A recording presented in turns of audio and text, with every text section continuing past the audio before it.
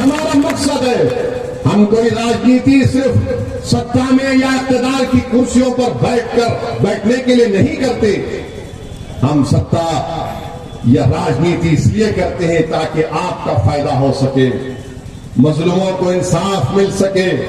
और आपकी आवाज ये सिर्फ किशनगंज की पार्लियामेंट की सीट, सिर्फ सीमांचल की आवाम की आवाज नहीं है, ये भारत के 100 करोड़ गरीब और मजलूम आवाम की एक आवाज भी है, जो बड़ी नजरों से देख रही है कि अब के बार किशनगंज से कौन जीत कर आएगा, जो बड़ी उम्मीद लगा कर बैठे हुए कि कौन हमारी मस्जिदों की हिफाजत की आवाज उठाएगा, कौन शरीयत मोहम्मदी सल्लल्लाहु अलैहि वसल्लम की हिफाजत की आवाज उठाएगा, कौन न सिर्फ सीमांचल की लड़ाई लड़ेगा बल्कि जो मजलूम जेलों में सड़ रहे हैं उनकी रिहाई की बात करेगा, कौन इस अंधेरे का खात्मा करेगा जो हमको तबाह और बर्बाद करना चाहता है।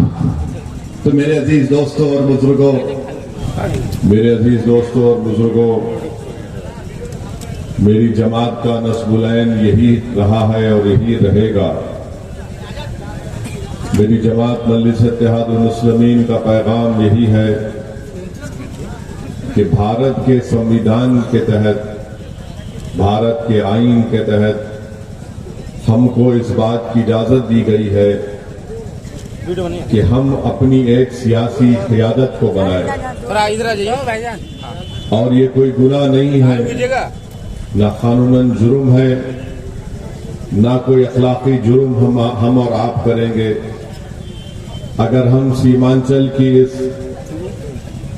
मजलूमों की सरजमीन पर अपने इंसाफ के लिए, अपने मान और सम्मान के लिए आपकी आने वाली नस्लों को इंसाफ दिलाने के लिए अगर आप अपने ही वोटों से मुत्तहदा तौर पर अगर आप अपने वोट का इस्तेमाल करके यहां से अपनी क़ियादत को बनाएंगे तो इससे आपका फायदा होगा। सरजमीन सीमांचल पर नाइंसाफी के खात्मे का दौर का आगाज होगा। आने वाली नस्लें आपको और हमको सलाम करेंगी कि तारीख के ऐसे नाजुक वक्त पर जब हमारी शनाख्त को मिटाने की कोशिशें की जा रही है, जब हमारे नौजवानों के मुस्तकबिल को रोशन नहीं बल्कि उसको अंधेरे में झोंकने की कोशिशें की जा रही है, जब हमारे मासूम बच्चों को तालीम के जेवर से महरूम कर दिया जा रहा है, जब हमारी माँ और बहनों की अस्मतें लूटने की साजिशें की जा रही है,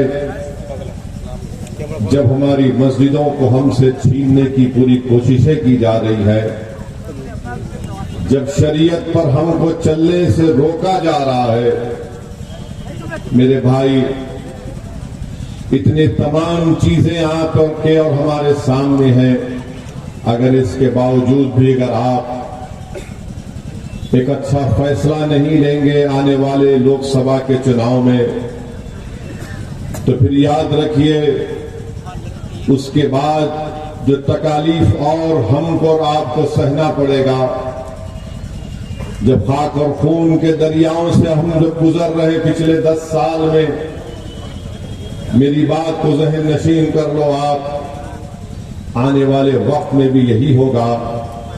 अगर कोई कहेगा कि 10 साल में बड़ा अंधेरा रहा है जब से नरेंद्र मोदी इस देश के वजीर आजम बने हैं, तो मेरी बात को ज़हन नशीन कर लो, ये अंधेरा बड़ा लंबा रहने वाला है मेरे अजीज दोस्तों और बुजुर्गों। इस अंधेरे को अगर खत्म करना है तो ये अंधेरा खत्म होगा कैसे? तुम्हारे इत्तेहाद से। ये अंधेरा खत्म होगा तुम्हारी दूरंदेशी से। ये अंधेरा उस वक्त खत्म होगा जब मिल्लत के गयूर नौजवान इस बात को समझेंगे और कहेंगे कि अब हम अपने मुस्तकबिल के फैसले हम खुद करेंगे। ये अंधेरा उस वक्त खत्म होगा मेरी इज्जतदार माँ और बहनें, जब आप घर में एक इनकलाब को बर्पा करेंगे। वरना याद रखो ये अंधेरा बड़ा लंबा रहने वाला है, और सबसे ज्यादा नुकसान अगर किसी को इस अंधेरे से हुआ तो मिल्लत मजलूमा को हुआ। सबसे ज्यादा तकालीफ अगर किसी को उठानी पड़ी तो हमारे नौजवानों को उठानी पड़ी। इसीलिए मैं आपसे अर्ज करने आया हूं कि आपको मुत्तहिदा तौर पर आने वाले लोकसभा चुनाव में एक अच्छा फैसला लेना पड़ेगा, और मेरी राय यह है कि अच्छा फैसला यही है कि आप यहां से जनाब अख्तरुल ईमान को अपना रुकने पार्लिमान बनाकर दिल्ली की पार्लियामेंट में भिजाइए। लोग कहेंगे कि असदुद्दीन अवैसी बताओ अख्तरुल ईमान में और मौजूदा रुकने पार्लियामान में क्या फर्क है। फर्क बहुत है मेरे भाई, जैसा रोशनी और अंधेरे में फर्क है वैसा फर्क है। जैसा एक किसी के घर में अगर जनाजा आता है तो सन्नाटा हो जाता है, उस तरह के सन्नाटे में और एक कोहराम में फर्क है। अख्तरुल ईमान का नाम एक कोहराम मचा देना है। अख्तरुल ईमान अगर कामयाब होकर इंशाअल्लाह ताला जाएगा तो अख्तरुल ईमान की जबान पर कोई रोक टोक नहीं होगी। अख्तरुल ईमान को कोई ये नहीं कहा जाएगा कि ट्रिपल तलाक का मामला अख्तरुल ईमान तुम इस पर मत बोलो। सिटीजनशिप का कानून CAA का कानून आएगा तो कोई अख्तरुल ईमान से नहीं कहेगा कि तुम गूंगे बनकर बैठ जाओ। सीमांचल की बात होगी पार्लियामेंट में, इंसाफ की बात होगी। तो मेरे अजीज दोस्तों और बुजुर्गों, यकीनन वोट डालना आपका इख्तियार है, मगर जिसको आपने वोट दिया उसकी जबान पर उसके पार्टी का ताला है। वो पार्टी कभी नहीं बोल सकती आपके बारे में, सीमांचल के बारे में। जब पार्लियामेंट में, पिछले पार्लियामेंट में आखिरी जो पार्लियामेंट का सेशन हुआ उसमें नरेंद्र मोदी की सरकार ने 22 जनवरी को बड़ा तारीखी दिन कहा गया, उसके ऊपर बहस पार्लियामेंट में हो रही थी। तो उठाकर देखो आप, मेरी बात पे यकीन करने की जरूरत नहीं है। उठाकर देखो जिस शख्स को आपने किशनगंज का रुकने पार्लिमान अपने वोटों से मुंतखब किया, उनकी पार्टी ने क्या कहा पार्लियामेंट में, लोकसभा में। उठाकर पढ़ लो आप कि उन्होंने क्या क्या बातें कही थी, और उसके बाद आप फैसला कर लो।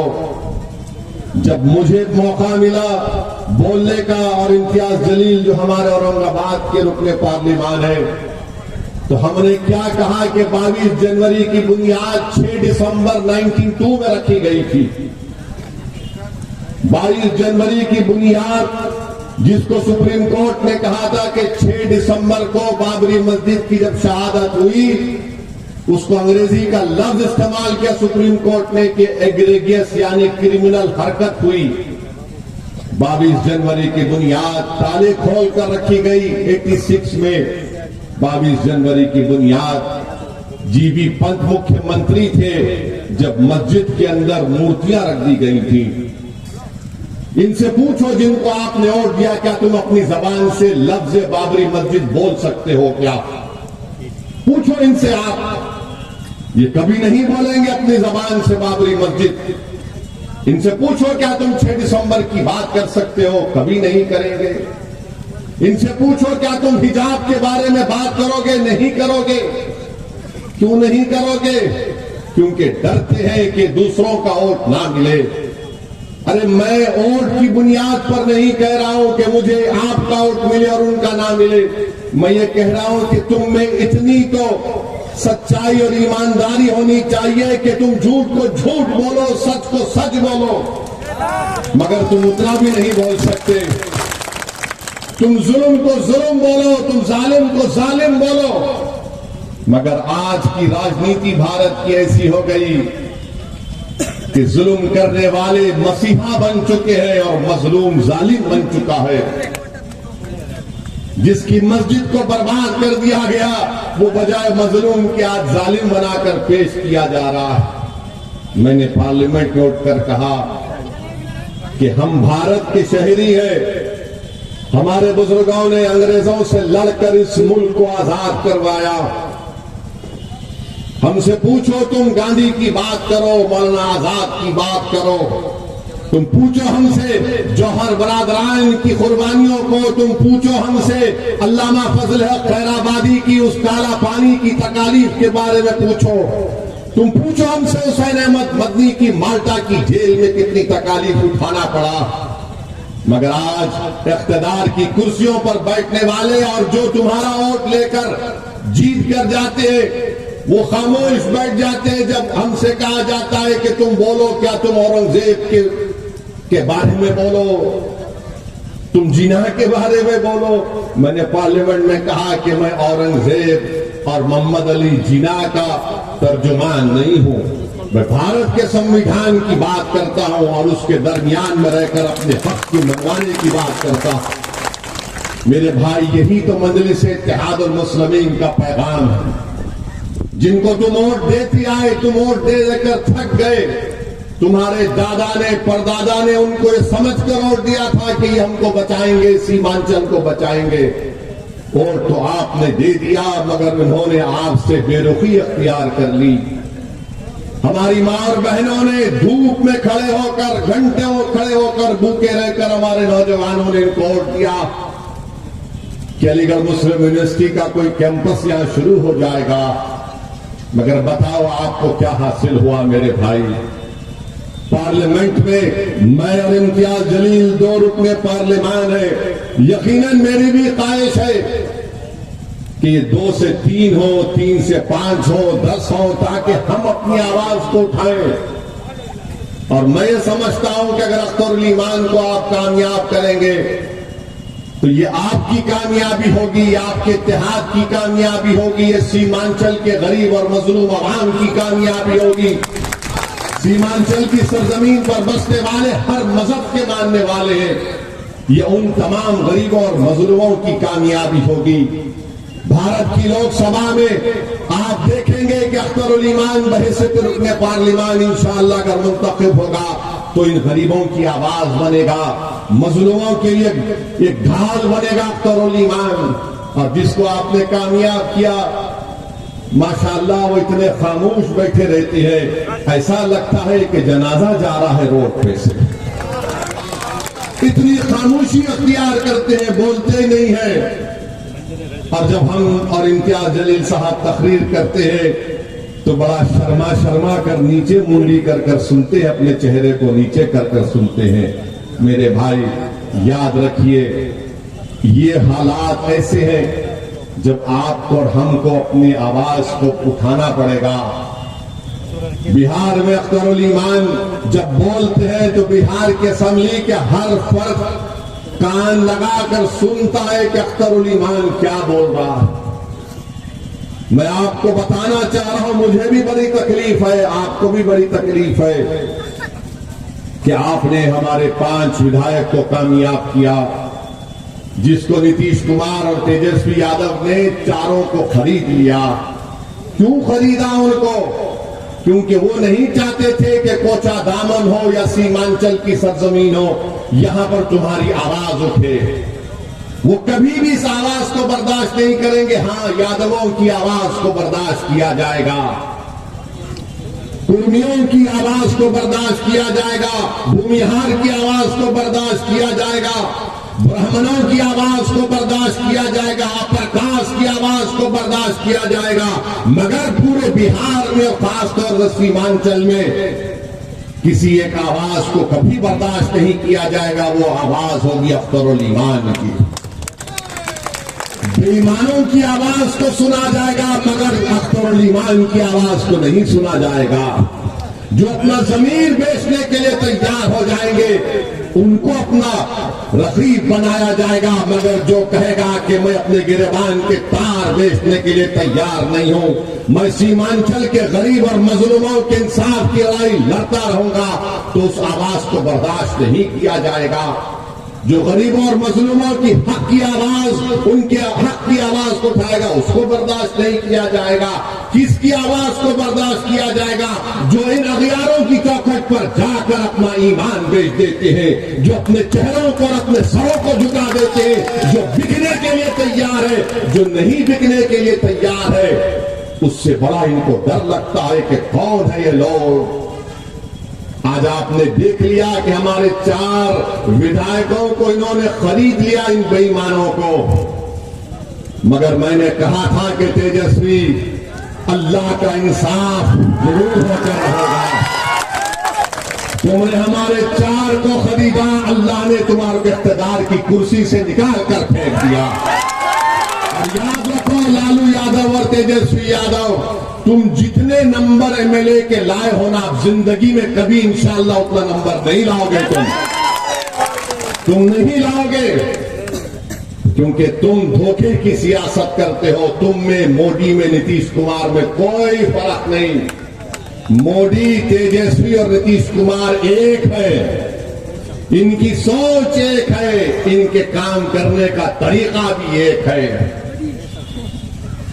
जैसा कोई पिक्चर में आप देखते हैं कि डबल रोल, अब तो ट्रिपल रोल हो रहा है। 3 मिलकर एक ही आवाज में बोलते हैं, और वो आवाज क्या है कि सीमांचल से कोई तुम्हारी आवाज ना उठे, अख्तरुल ईमान की आवाज ना उठे। हां, बेईमानों को बर्दाश्त किया जाएगा।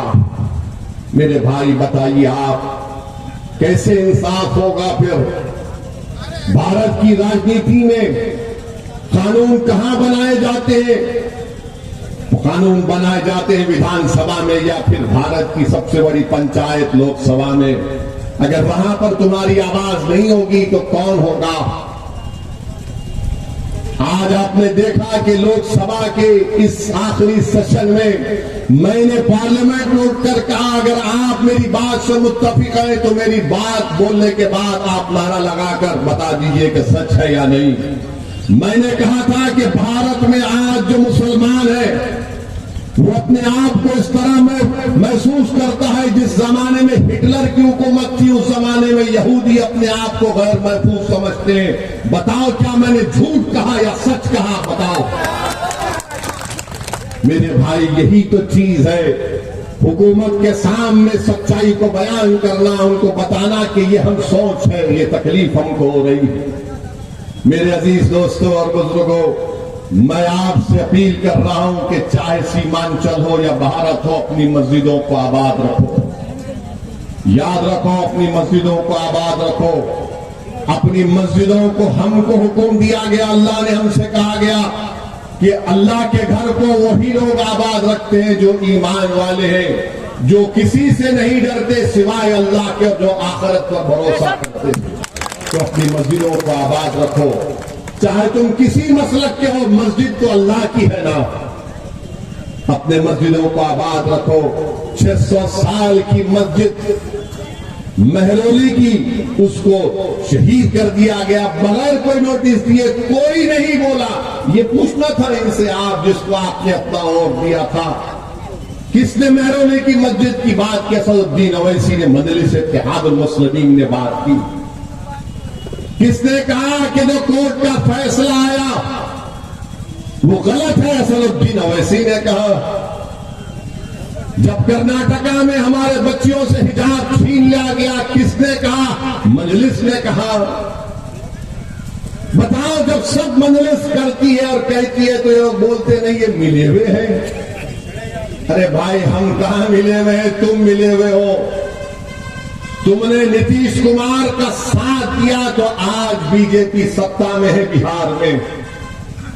मैंने नीतीश कुमार को मुख्यमंत्री नहीं बनाया, तेजस्वी और लालू ने बनाया, और आज नीतीश कुमार मोदी के गोद में बैठकर चाय पी रहे हैं। बताइए, इसका जिम्मेदार कौन है? कभी आप सोचो कि आपने वोट दिया था इनको।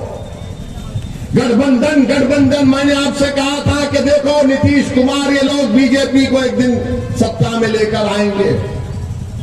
मैं बार बार आपसे कहता रहा, मगर आप आपके दिलो दिमाग पर गठबंधन का एक जादू छाया हुआ था। नहीं ओवैसी साहब गठबंधन, मैंने कहा ये गठबंधन नहीं है, ये दोबारा सत्ता दे देगा बिहार में आरएसएस को, बीजेपी को। बताओ अब कौन जिम्मेदार है? मेरी शिकायत आपसे है, मेरी शिकायत तेजस्वी नीतीश मोदी से नहीं है। मैं आपको अपना समझकर, अपना बेटा समझकर, अपना भाई समझकर अगर मैं गलत कह रहा हूं तो मुझे माफ कर दो। मैं आपसे शिकायत करने आया हूं।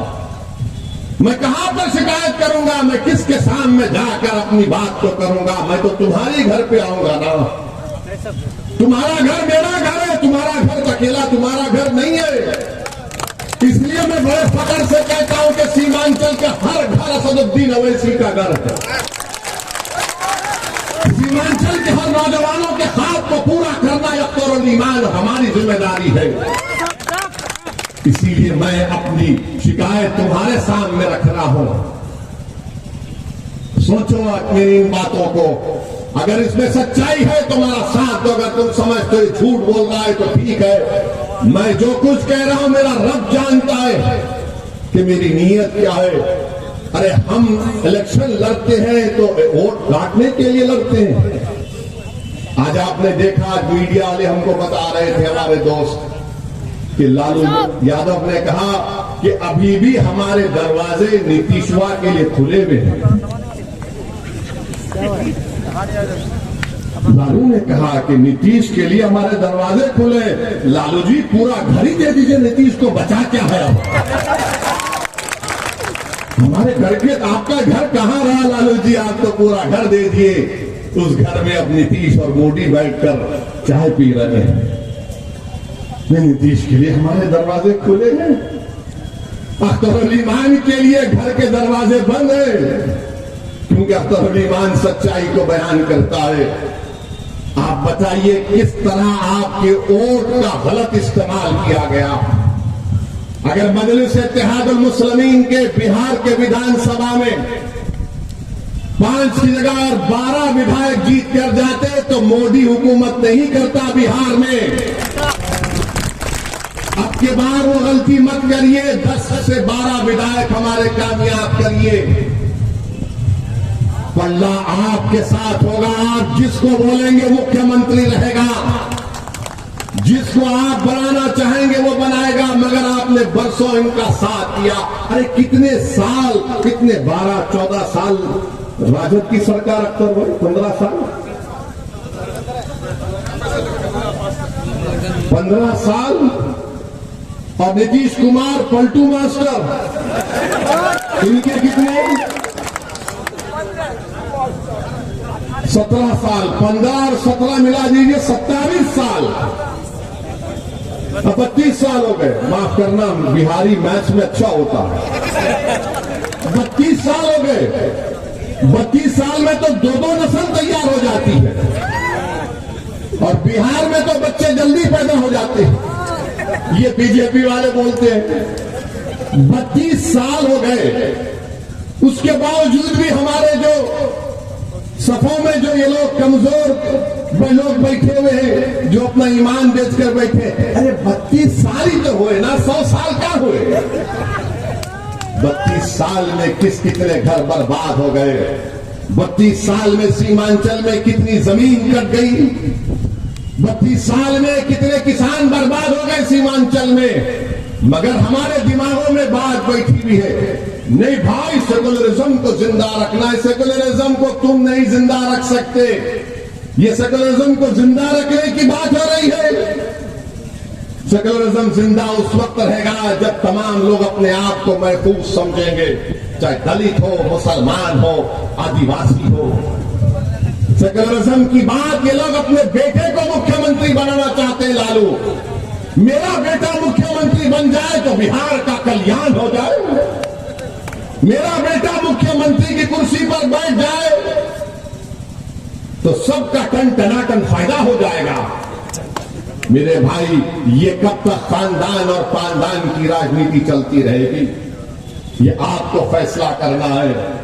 अख्तरुल ईमान का आपने हमेशा साथ किया। अख्तरुल ईमान ही ने बता दिया आपको कि कैसे 4 तो भाग गए, बंदरों की तरह दीवार कूद कर भाग गए। मैं उन चारों को कह रहा हूं कि आओ निकल कर आओ सीमांचल की सरजमीन पर और बोलो ओवैसी के बारे में तुम में दम है तो बताओ। और हद तो ये हो गई, यहां के जो विधायक हैं, यहां के जिसको आप और हमने उनके लिए बड़ी मेहनत की, आपने क्या क्या किया अल्लाह ही जानते। वो क्या किए, तेजस्वी से दौलत लिए दुबई में होटल खोले, होटल का नाम क्या लिखा, हैदराबादी बिरयानी। चलो शुक्रिया हजरत, कम से कम तुमने हैदराबाद को याद तो किया अपना जमीन बेचकर। अब बताइए आप ये कैसे लोग हैं। मगर हमारी तारीख गवाह है, करबला के मैदान में इमाम हुसैन को शहीद करने वाले गैर नहीं थे, मुसलमान थे। करबला के मैदान में इमाम हुसैन के साथ नमाज पढ़ते थे और नमाज के बाद आले रसूल पर तीर बरसाने वाले मुसलमान थे। टीपू सुल्तान को शहीद करने वाले गैर नहीं थे, मुसलमान थे। सिराजुद्दौला को नुकसान पहुंचाने वाले मुसलमान थे। तो हर दौर में यजीद, मीर जाफर और मीर सादिक रहेंगे, मगर हमको उनसे सबक हासिल करना है। मेरे भाई, अब की बार हम इन गद्दारों से दोबारा नहीं डसे जाएंगे इंशाअल्लाह ताला। मुझे यकीन है कि आप ये नीतीश कुमार और तेजस्वी यादव ने अपने इख्तिदार के नशे में, गुरूर में और इख्तिदार की दौलत का गलत इस्तेमाल करके उन्हें सीमांचल की आवाज को खत्म करने की कोशिश की। मैं नीतीश कुमार, तेजस्वी यादव को, नरेंद्र मोदी को कहना चाहूंगा कि तुम जमीर फरोशों को खरीद सकते हो, तुम अपने इख्तिदार और दौलत की बुनियाद पर, मगर तुम सीमांचल की आवाज को कभी नहीं दबा पाओगे। सीमांचल की आवाज उठेगी इंशाअल्लाह ताला, सीमांचल की लड़ाई जारी रहेगी। मैं मर भी जाऊंगा, मैं खबर में मेरी जिस्म गल जाएगा मट्टी में, मगर सीमांचल की आवाज गूंजती रहेगी इंशाअल्लाह ताला।